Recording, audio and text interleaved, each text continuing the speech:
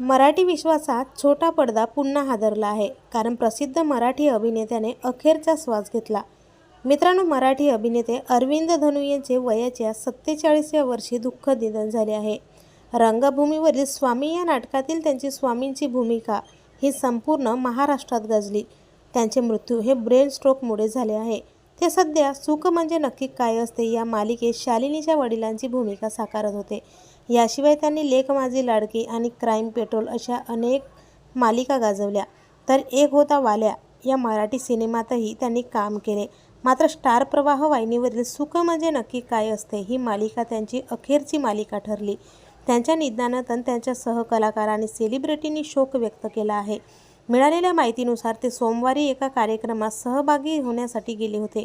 मात्र त्याचवेळी त्यांना उच्च रक्तदाबाचा त्रास जाणवू लागला. त्यांना ताबडतोब जवळच्या रुग्णालयात दाखल करण्यात आले.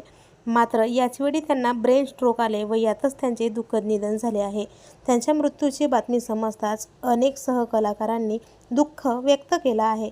तर आपल्या वायर मराठी न्यूजतर्फे या ज्येष्ठ मराठी अभिनेत्याला भावपूर्ण श्रद्धांजली. मालिका विश्वातील असेच नवनवीन अपडेट्ससाठी चॅनलला नक्की सबस्क्राईब करा.